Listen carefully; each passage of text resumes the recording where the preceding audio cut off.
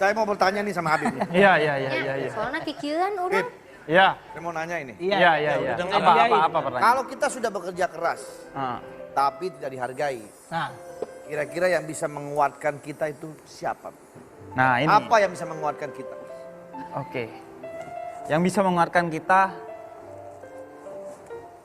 Ini kosong, Bib. Oh, iya. Tapi ngasih tahu. Lu di sono maksudnya duduknya. Sono dong. sini Bapak duduknya. Oh, nggak ngomong dia. Jadi kita nih belajarnya tentang rukun Islam dan rukun iman. Kita hafal dua-duanya. Tapi ada satu rukun yang jarang kita pelajari, yaitu rukun ihsan. Rukun ihsan itu adalah anta'budallah ka'annaka tarak fa in lam takun tarak fa annahu yarak. Jadi beribadahlah kamu, hiduplah kamu, bekerjalah kamu, melakukan apapun kamu dengan kesadaran seolah-olah kamu melihat Allah. Kalau kamu tidak melihat Allah, maka yakinilah bahwa Allah melihat kamu. Jadi ketika kita kerja keras, maka pekerjaan itu walaupun tidak dilihat siapa saja, tapi ingatlah bahwa Allah melihat itu. Dan Allah akan memberikan semuanya berdasarkan keadilannya. Jadi gak perlu khawatir. Apalagi Allah bilang, inna ahsantum li anfusikum. Kalau kamu berbuat baik, kebaikan itu akan kembali kepada dirimu sendiri. Jadi bekerja itu tulus aja. Karena kalau kita minta pamrih orang lain, itu jatuhnya ya kecil sih. Apa sih yang diharapkan dari manusia? Gaji, apresiasi. Itu semua sifatnya duniawi. Maka apresiasi terbesar itu adalah dari Allah Subhanahu wa ta'ala. Makanya mintanya kepada Allah. Gak peduli lah orang mau lihat, gak lihat. Begitu juga ketika maksiat. Sadari bahwa Allah melihat kita sehingga kita akan berhenti dari maksiat.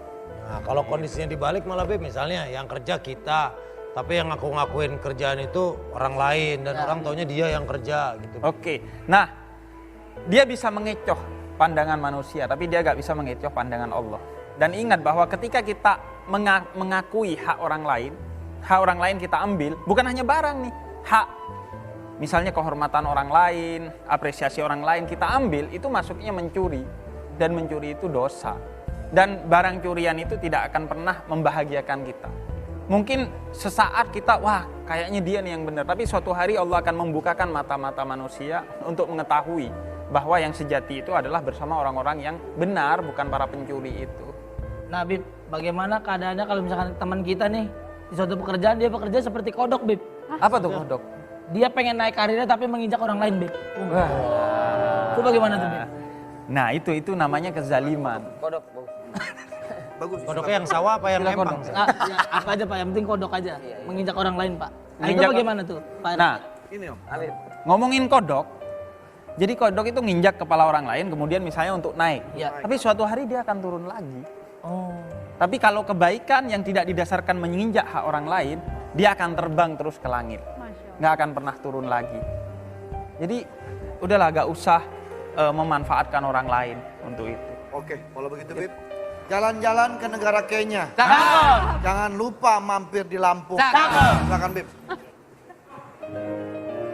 Hormati manusia bukan karena jabatannya, tapi karena mereka hamba Allah yang maha agung. Iya. Terima kasih kalau begitu. Masih Habib. Terima kasih buat semuanya yang sudah menyaksikan. Mohon maaf lahir batin. Mohon maaf juga kalau ada salah-salah kita. Insya Allah besok kita masih berjumpa lagi. Masih di Sahur Lebih Segar. Gembira. Juara.